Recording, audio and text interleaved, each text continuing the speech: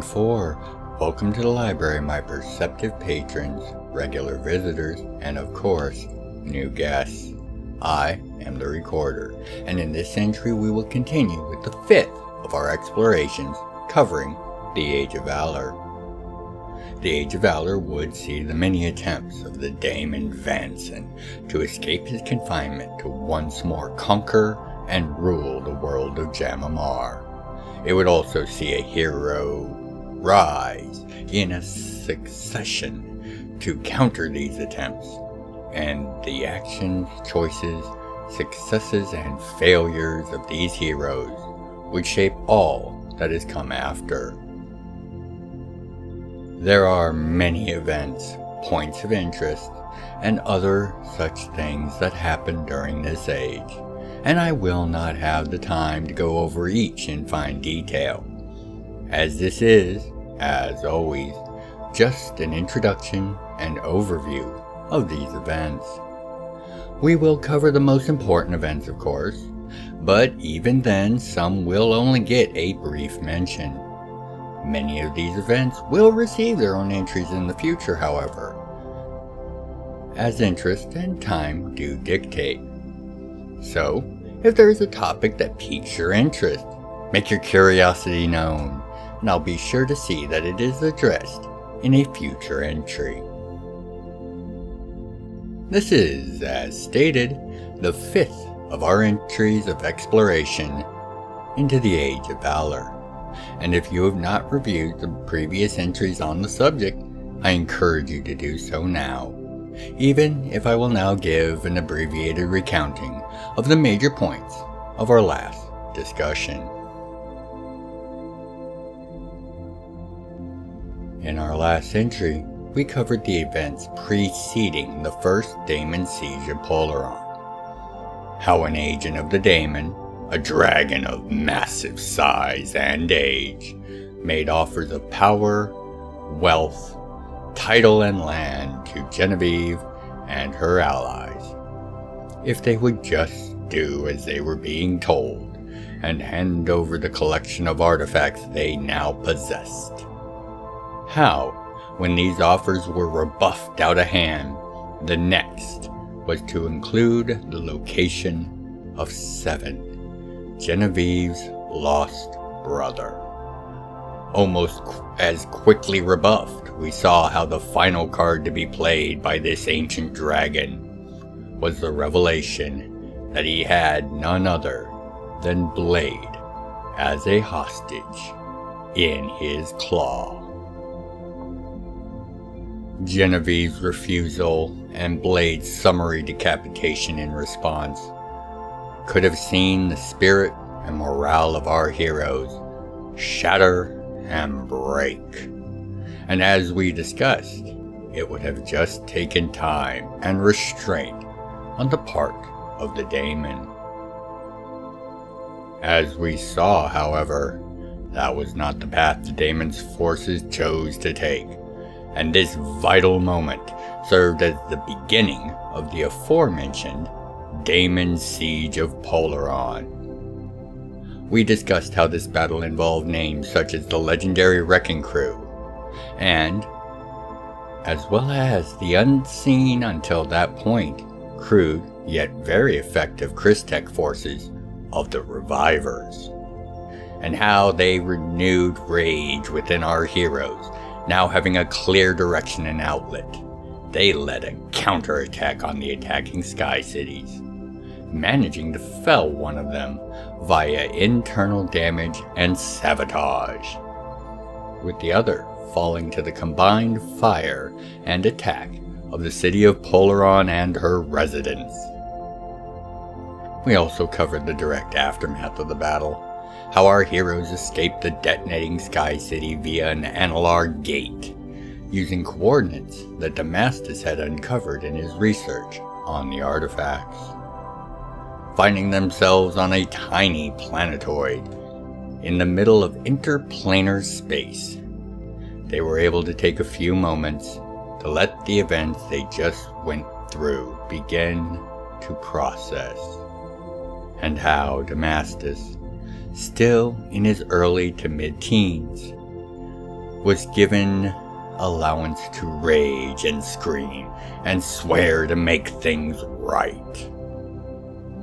Finally, we discussed how after purging of grief and anguish, Damascus had received and relayed an invitation to meet with the residents of this place, as they could see the glow of something over the horizon, but had not moved far from where the gate had deposited them. It was not a shock that they were not alone, but the power and tone of the mind that sent the message was concerning, if Damascus was to be believed, and the young man was a budding prodigy in the psionic arts. And this is where we rejoin our heroes, as they make their way to the source of the invitation on this micro-world, floating in the unknowable depths of interplanar space. What our heroes found as the source of both the light and the invitation that Damascus had received was a monolithic structure of star metal, etched with glyphs and runes uncountable. From the windows, heavily barred and often shuttered as well, potent light speaking to a power and might as to that point unknown to our hero shone. The grand doors of this structure swung open, with warm, welcoming light pouring forth. And not trusting it for a moment, our heroes casually entered, thinking themselves ready for what might lie within. Soon finding themselves in the inner sanctum of the building, they stood in the presence of what would ever be known as the Six. These were 6 Analar of the old ruling councils before the end of the Wars of Feather and Scale, and had been banished and sealed here for their opposition to the actions that would lead directly to Vanson's summoning and the beginning of the reign. It was here that it was made clear beyond a shadow of a doubt that the Analar were the ones who had unleashed that terrible blight upon the realms. However, it was also made clear that not all Analar were enthralled to their greatest mistake. That, like the Six, there would be others out there, hidden or otherwise disconnected from the event at the time, and thus free of its taint. But more importantly, they had called for them to ensure that fate and destiny were set right, for the greater glory of the Nine Wings. To this end, they first tested the young Damascus in his abilities of mind, thought, and wisdom. What they found both pleased and concerned them, for his mind was sharp, his thoughts clear and logical, and his wisdom was beyond his short years. However, they said his heart was too great for his body to bear, and in the end, it will cost him that body forever. This, however, did not mean they would not grant him the power he sought to fulfill his oaths, and that they would need if a victory over the daemon was to be had.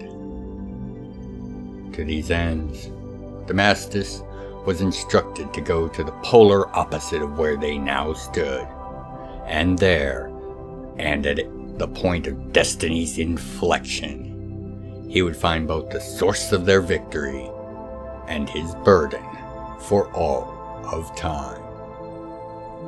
His allies and family would stay to further receive information from the Six as they awaited Damascus' successful return.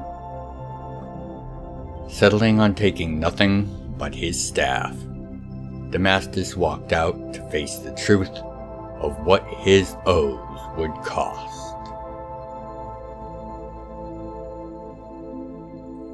During the hours that he was gone, Genevieve, Corin, and Trinity the Halfling Rogue, among others lost to history, were given great deals of information and wisdom from the former elites of the Analar. Although the most significant and important points were often buried under layers of word games and as to not yet revealed truths. During this time, our heroes had to fight and defeat an assassination team that the demon had dispatched all the way back during the rain. And due to the doors of their sanctum opening for the first time since, had revealed their location to them. The fight was a close thing, as the six had to use their powers and might not only to weaken the oncoming attackers, but to contain the devastating powers being wielded in these tight confines. This left the bulk of the battle to our heroes, who were unfortunately under the assumption that these assassins had slain Damascus on their way in. As one had said just before the battle was joined in earnest, "What? The dead elf child with an arrow sticking through his skull?" It is not known who struck the blow that ended that sentence short, but what is known, via recountings from those present, is that our heroes were in no way restrained in how they fought these foul assassins, and soon only their leader stood, having rebuffed the entirety of their attacks so far, and smiling wickedly at the futility of their efforts. For the leader of the assassins was not just some Analar, but was a great Analar, a grand Analar, one of the few that still had some mastery and control over their grace and the power it granted. Despite the efforts of our heroes, combined and supported as they were by the six, the best they could manage was a standstill, and with our heroes' strength not being without its limits, this meant they would eventually fall, and with them all hope for Jam'mar would be snuffed out like a candle in a hurricane. However, as the assassin made to press this advantage yet again, he was wrapped suddenly in a film of purples and golds, of stars and nebulae, and unable to move, act, or even think. He had been sealed in a moment, held fast against the flow of time itself by a thin trail of power leading back to a thoroughly exhausted and worn out Damascus. Holding on to something as large as a melon under one arm, and from his other arm an extended hand to where the power was controlled. Helpless as their foe now was, his end came quickly and without speeches or taunts. Directly afterwards, the six took from Damascus the object he had found, which, as history is well aware of, was a gem of Temporsis, the size and likes of which has never been seen in terms of sheer size and mass. And as our heroes rested beneath the wards and powers now reinforced beyond breach or detection, the six fashioned what would be seen as the young man's mark of office, power, and a symbol to all that time was now on the side of the peoples of Jam'mar, now and forevermore. When our heroes woke, refreshed and reinvigorated, Damascus was presented with the Staff of Temporsis, and the added staff would function to increase Damascus's control over the power of the gem, which he had used at great risk to himself in order to defeat the assassin. This would now allow them to walk paths lost and forgotten, but it came with conditions on the young man. First, he must never attempt to go beyond his race's origin into the past. Second, the years of the reign were to be avoided at all costs, as even with the immense power of the staff and its gem, escaping the reign was not at all guaranteed or even likely.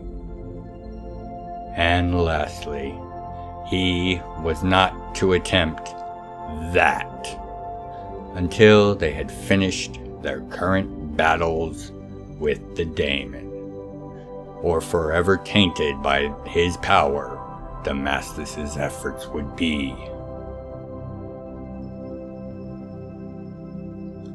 Suitably warned and now provisioned, the young Damastus, now the first Time Lord of the post-Reign ages, tested and displayed his new powers and translocated our heroes to the Cloud Cove of the Seer Elders of the Elves of House Skychild. While the place had remained hidden ever since the genocide of that very house by the Daemon Vanson himself, squatters and other beasts and monsters had made it their home. And in the cleansing of these trespassers in this monument of a lost house, our heroes discovered the full truth of their destruction. You see, the Skychild elves were blessed with the gifts of foresight. Upon the release of the Daemon Vanson onto Jam'mar herself, the beginning of the reign, the highest of their order spoke in a sacred prophecy that it would be a Skychild elf that would serve as the means of the Daemon's defeat and end. Having been made aware of this prophecy by means unknown, Vanson sought to solve the problem by removing the entire Skychild line from Jam'mar. It is for this reason that so many of the assaults across the world would seem to end as if a flip switch had been made, because many of these attacks were merely to kill any member or those that carried any tie or blood to House Skychild. Now, having cleared the site of House Skychild's last stand, and claiming the slab of air that was set here in their honor and loss, our heroes, Damastus and his mother Genevieve especially, were now set on seeing this battle to its end. Damastus Skychild, an elven child named after a father who was not an elf, now stood as named in prophecy to lead the defeat of the Daemon, wielding powers that no mortal had in thousands of years, if ever. Damastus had taken the first step on a path that would see him tested, stretched, and eventually, as the Six warned, torn asunder. It was at this point, with our heroes resting and beginning to plan their next move, that the hand of the Nine Wings appeared again, slicing a portal open from a realm that looked not dissimilar to the contents of the gem on Damastus's new staff.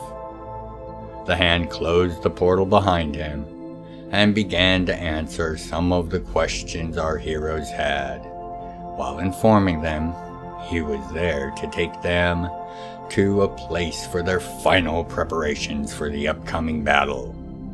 A place where they could take the time needed, but unavailable to them in their current situation. However, before he was to take them, He needed to see if young Damascus could open a portal as he had just done, for he revealed the great blade as wielded by him as a mark of office, as the hand of the Nine Wings was, like Damascus's staff, set with a full gem of Temporsis, and only a full gem would allow access to the plane of Temporsis, otherwise known as the plane of time. Damascus responded by opening the very portal the hand had arrived by, simply stating cheekily, "You never know what tiny fingers will slide into an open portal." The hand found this to be more than satisfactory and humorous indeed, and led our heroes into the plane of time to further their ongoing battle with the Daemon Vanson and his thralls. Where the hand would eventually lead them and what occurred there is where we shall pick things up in our next entry. We are nearing the end of our look into the first group of the Valors and their battles against Vanson, and I do hope all my perceptive patrons, new guests, and regular visitors of the library are enjoying this look into this very formative period for the realms. I, as always, have been the recorder, and I thank you as always for your continued time, interest, and support of our explorations of the realms of Jam'mar.